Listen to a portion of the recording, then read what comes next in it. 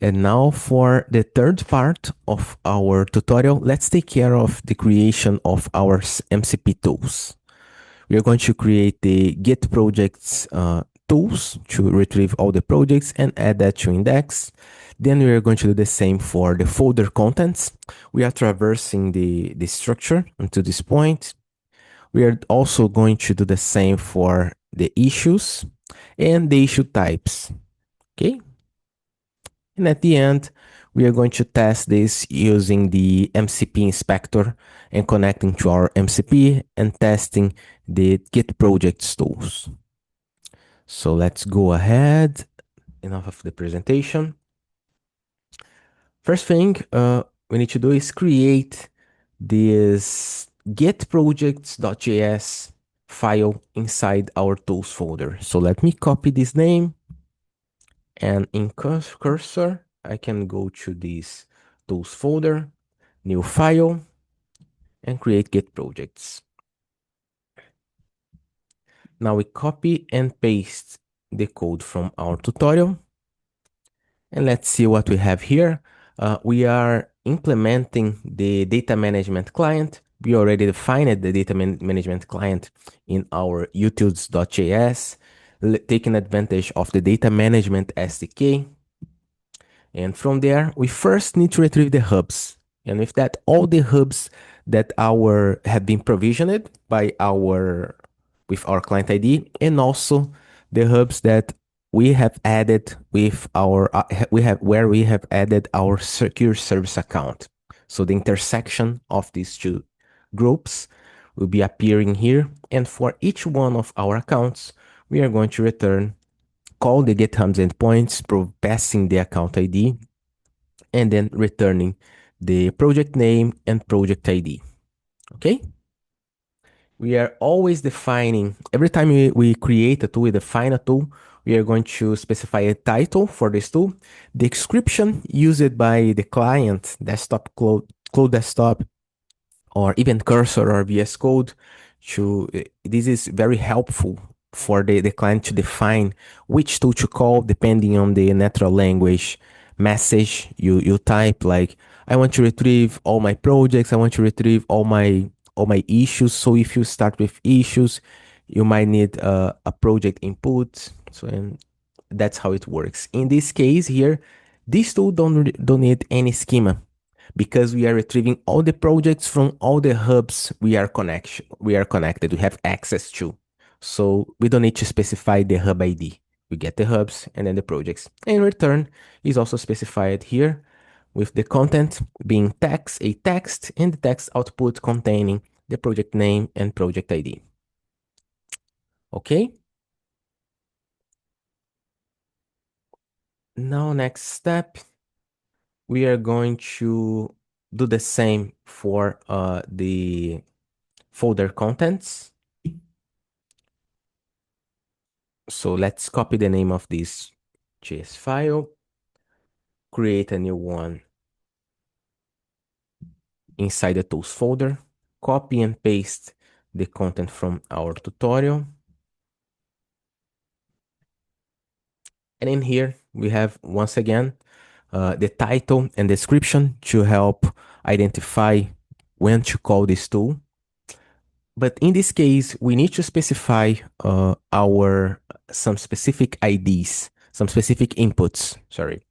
So in this case, we need the account ID, the project ID. Those two are required inputs. So that's why we have the definition of those being strings and non-empty. And one optional input is the folder ID, because there are two options, two cases when we are traversing the hierarchy, the folder structure of ACC. We go from hub to project level, and from project, the entry point to access the folders is the top folders endpoint.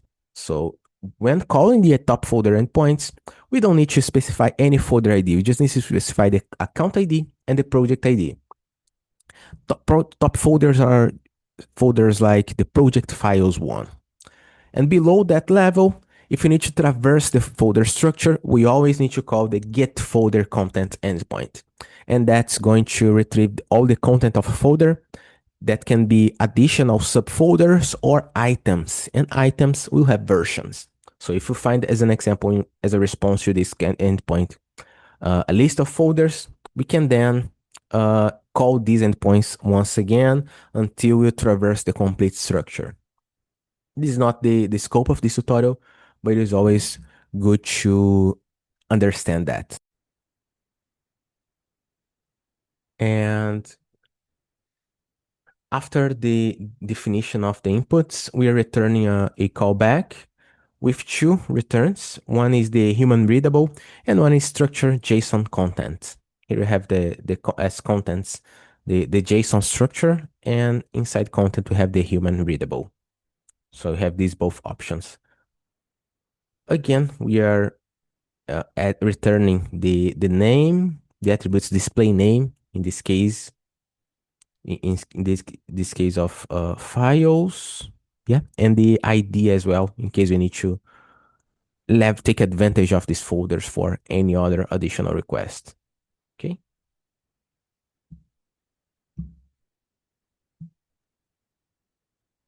Now we can jump straight to the issues.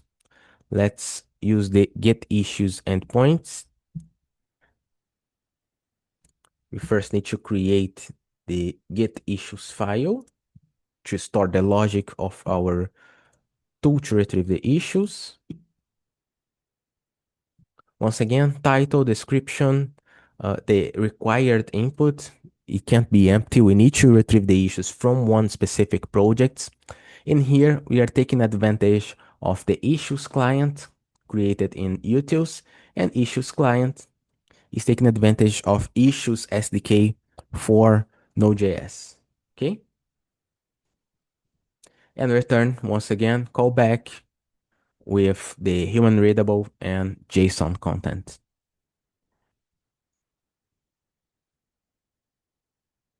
Okay, and we are doing also one verification over here.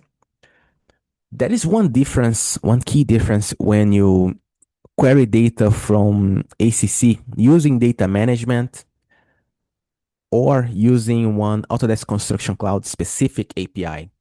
When you query information using data management API, you need to, for ACC, you need to always prefix the IDs with B.dot, pointing that this is one ID for one resource hosted in Autodesk Construction Cloud. And that's because data management is used across our cloud solutions. Is the API, the service that manages the storage of data. So it's not only used by ACC. But in this case, issues is a specific module hosted on top of ACC. So that's why we don't need the B.dot. And that's why we are replacing, in case there is a B.dot passed in together with the ID for our tool. Okay. So that's why we have this replacement. And now we are also retrieving the get issues types, because the issues response only returns to us the IDs. So if you want to go from the IDs to the names, or if you just want to query specific issues or taking advantage of issues API, you might need to. This is how you can retrieve all the list, the mapping between IDs and names. So let's create this new file, get issue types, also inside the tools folder. And over here, copy and paste the content from our tutorial. Once again, required inputs, description, title, and return the callback with the two available formats. We also are going to replace B.dot in case this is passed by the client. This is sent, the input is sent with B.dot from client. And just to compare the get folder contents, we don't need to do that. We are not removing the B.dot. Okay. Now, last but not least, we need to add all of our tools.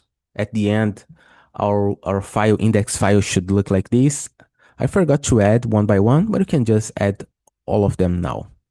So let's just copy this content and add this content to our index.js. And this is basically exporting all of these tools.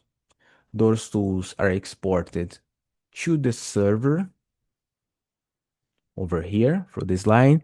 And in this line, line 6, we are looping through all of the tools available and registering this tool into our MCP server. So from this point, those tools are available to be used with our specific client.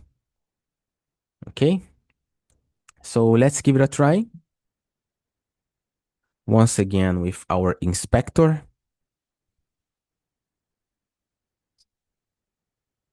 Starting our inspector. Then we can connect. Let's just make sure. Standard IO, Node server.js. Perfect. We can connect and then list our tools.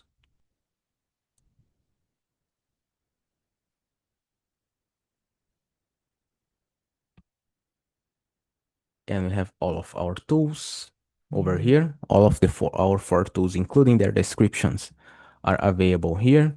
And the one that doesn't require any input is the Get Projects tool. So let's run this one. It is running. And it is returning success. But no account is being returned. So let's take a look why. Let me double check if there is any issue with the permission of my MCP tutorial. Is account admin. Let me add this member. Into my project. Just confirm I did this properly. R8.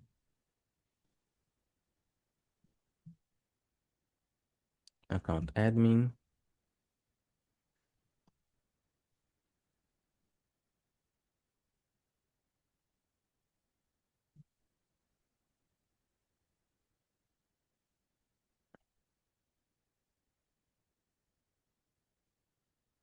Yeah, client ID already exists. Let me see if it is here. MCP tutorial. Check the permission.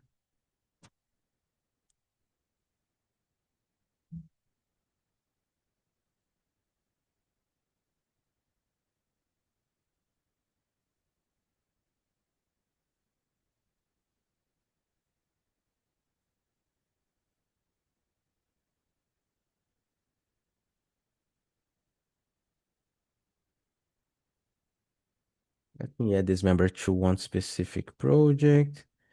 This one should be here already. Yeah, not here. Let me add this account admin to this project. Project admin.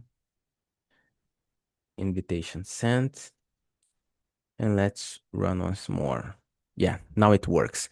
The user needs to be part of one project to have access to the hub. And then from this hub, we can expand and we have this project access. Okay. Inside the attributes, we have the name of the project, AC Data Model Bootcamp. If you add only as an account admin, you won't be able to list the hubs and the projects. Okay. Needs to be part of at least one. Okay, so with that, we finished this specific part. Next step, we are going to connect with MCP clients.